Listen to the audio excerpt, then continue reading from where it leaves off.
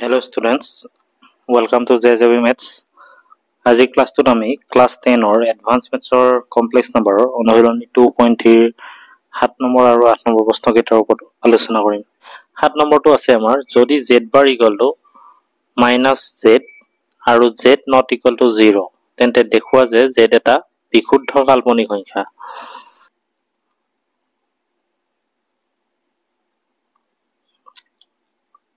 আমাক দিয়া আছে z bar equal to -z. Let z equal to আমি a plus ib বুলি ললো। এটাকে z bar কিমান হ'ব আমাৰ ইয়াৰ সংযুগ্ম মানে a minus ib। এতিয়া আমি z bar equal to কিমান দিয়া আছে -z। আমি z bar মানে কিমান পালো a minus ib পালো আৰু minus z মানে আমি ধৰি লৈছিলো a plus ib। এটো হ'ব আমাৰ a minus ib, এটো ব্র্যাকেটটো ভাঙি দিলে minus a minus ib, এটো a এটো minus ib আছে, এটো minus ib কাটা যাব মানে এটো যদি ইফালে লৈ আহক ওটাকটি যে 0 হৈ যাব আৰু minus a টো ইফালে আহিলে plus a equal to 0 অৰ্থাৎ a plus a twice a equal to 0 পালো আমি a equal to 0/2 equal to 0 তাহলে a equal to আমি কিমান পালো 0। এটাকে z equal to কিমান হ'ব z equal to আমাৰ কি আছিল a plus ib আছিল।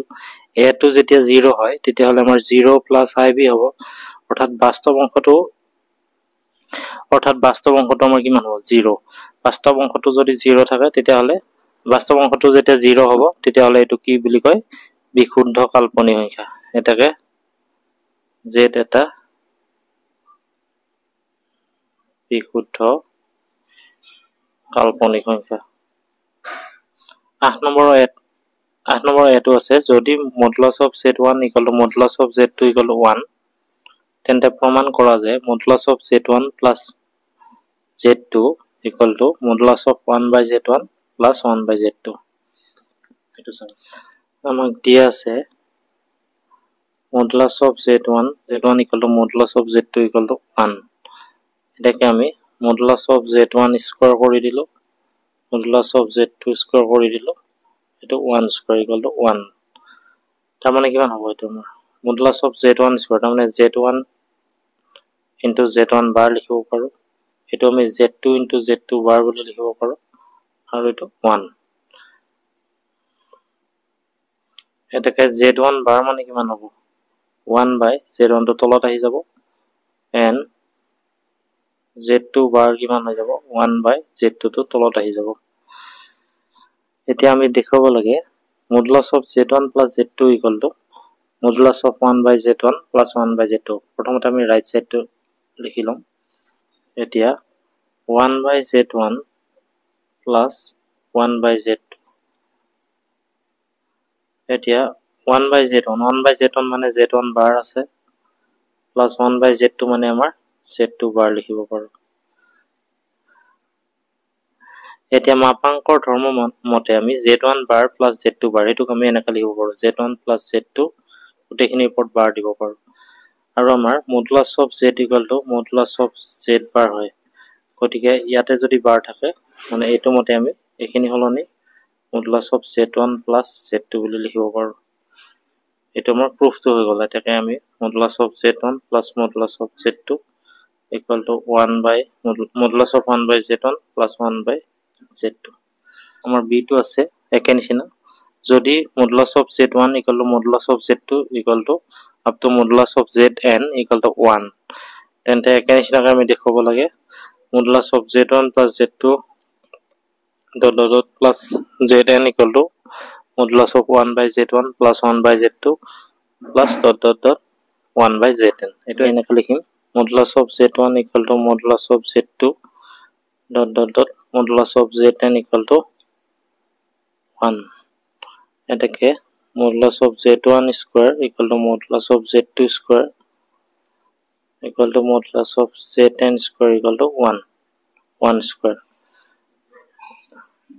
z1 স্কয়ার মানে মডুলাস অফ z1 স্কয়ার মানে z1 bar equal to z2 into z2 bar লিখিব পাৰো equal to zn into zn bar equal to 1 লিখিব পাৰো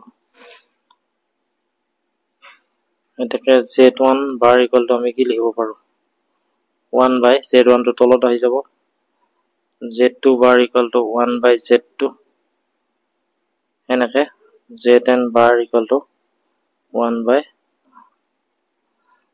by zn লিখিব পাৰো আমি রাইট সাইড টু লিখি লৈছো 1 by z1 plus 1 by z2 এনেকে 1 by zn তা 1 by z1 মানে আমি z1 বার পালো 1 by z2 মানে z2 bar plus dot dot dot 1 by zn মানে zn bar পালো এতিয়া চাও এতিয়া আমি এনেকে লিখিব পাৰো z1 plus z2 bar equal to z1 bar plus z2 bar গতিকে আমি গোটেইখিনি আমি এনেকে লিখিব পাৰো z1 plus z2 plus dot dot dot zn গোটেইখিনিৰ ওপৰত এনেকে bar দিব পাৰো আৰু modulus of z equal to modulus of z bar হেইমতে আমি এটো এনেকে modulus of z1 plus z2 plus dot dot dot zn এনেকে লিখিব পাৰো এটা 8 নম্বৰ b2 হৈ গল আমি নেক্সট ক্লাছত 9 নম্বৰ আৰু 10 নম্বৰ প্ৰশ্নকেইটাৰ ওপৰত আলোচনা কৰিম